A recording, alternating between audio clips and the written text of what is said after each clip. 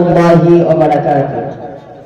الحمد لله كفى والسلام على عباده الذين اصطفى أما بعد فأعوذ بالله من الشيطان الرجيم بسم الله الرحمن الرحيم وما أرسلناك إلا رحمة للعالمين صدق الله العظيم. وقال النبي صلى الله عليه وسلم الجنة تحت أقدام الأمهات أو قال عليه الصلاة والسلام.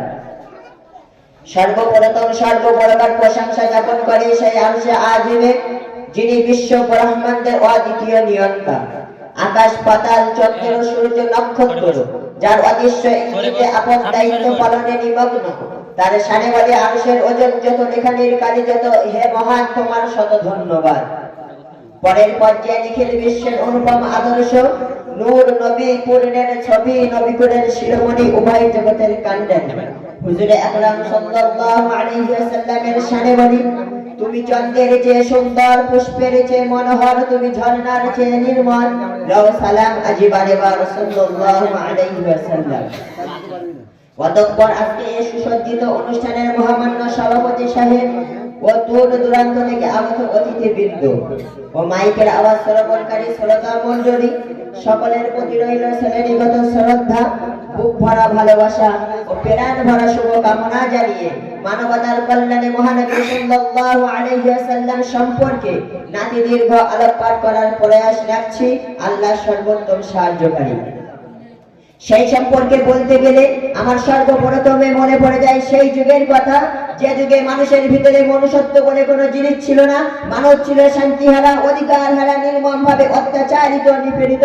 যে যুগের মানুষ ছিল সিংহের চাইতে হিংস্র, অজগরের চাইতে বিষাক্ত, শিয়ালের চাইতে ধূর্ত।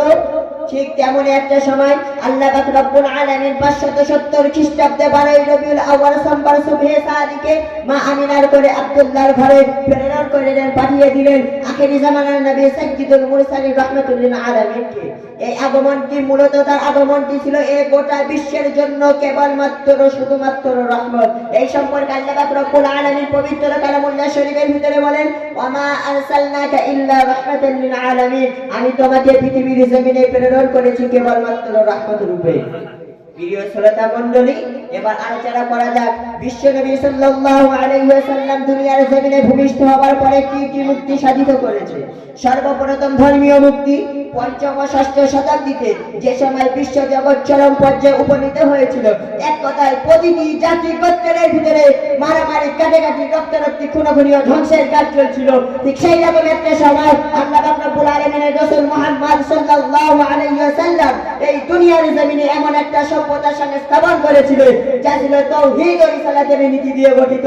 এই সম্পর্কে আল্লাহ রাব্বুল আলামিন পবিত্র কালামুল্লাহ শরীফের ভিতরে বলেন, আল ইয়াউমা আকমালতু লাকুম দীনাকুম ওয়া আতমামতু আলাইকুম নি'মাতি ওয়া রাদিতু লাকুমুল ইসলাম দীনা। আজকে আমি তোমাদের জন্য তোমাদের দিনটাকে পরিপূর্ণ করে দিলাম। তারপর বিশ্বনবী সাল্লাল্লাহু আলাইহি ওয়াসাল্লাম এই ধরার বুকে কায়েম করলেন অর্থনৈতিক মুক্তি। বিশ্বনবী সাল্লাল্লাহু আলাইহি ওয়াসাল্লাম প্রথম ব্যক্তি যিনি দরিদ্র ও এতিমদের, মিসকিনদের সঠিক মাল বুঝিয়ে দিয়েছিলেন। এই সম্পর্কে আল্লাহ রাব্বুল আলামিন পবিত্র কালামুল্লাহ শরীফের ভিতরে বলেন, কাইলা ইয়াকুনা দুলাতান বাইনাল আদনিয়াই মিনকুম, যারা তোমাদের ভিতরে বিদ্যমান তারা যেন নিজেদের মধ্যে ঐশ্বর্য অর্জন না করে। এই বাণীর প্রতি উদ্বুদ্ধ হয়ে হুজুরে আকরাম সাল্লাল্লাহু তাআলা আলাইহি সাল্লাতু ওয়াসসালাম সুদ, ঘুষ, জুয়া, লটারি ইত্যাদি শোষণমূলক কাজকে চিরতরের জন্য হারাম বলে ঘোষণা দিয়ে দেন। এরপরে বিশ্বনবী সাল্লাল্লাহু আলাইহি ওয়াসাল্লাম সাহাবায়ে কেরামদেরকে সঙ্গে নিয়ে পৃথিবীর জমিনে কায়েম করলেন নারী মুক্তি।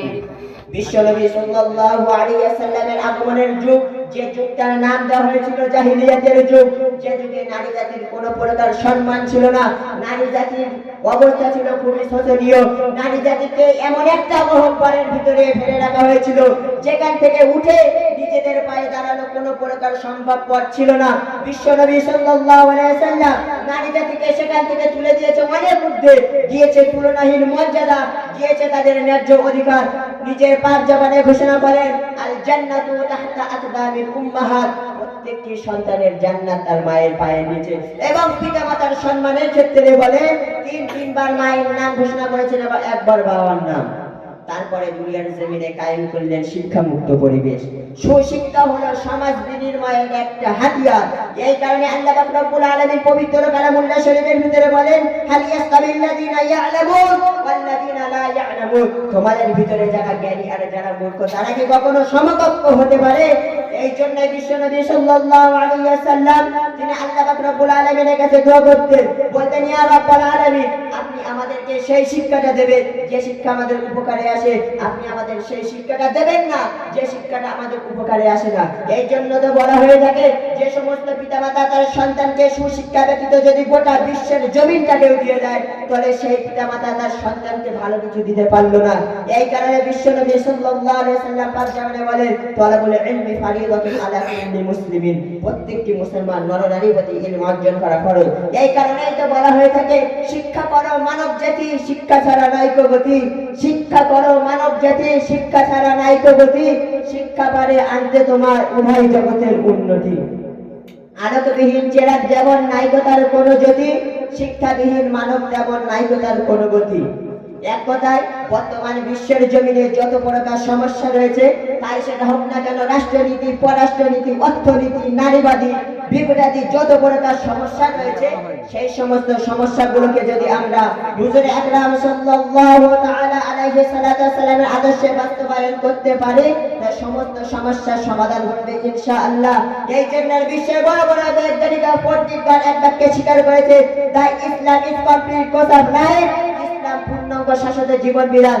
আল্লাহ পাক রব্বুল আলামিন বলেন, লাকাদ কানা লাকুম ফি রাসূলিল্লাহি উসওয়াতুন হাসানা, তোমাদের জন্য আল্লাহর রাসূলের মধ্যে রয়েছে সুন্দরতম আদর্শ। আমি আমার সংক্ষিপ্ত বয়ান এখানে ইতি টানছি। ওয়া আখিরি দাওয়ানা আনিল হামদুলিল্লাহি রাব্বিল আলামিন। আসসালামু আলাইকুম।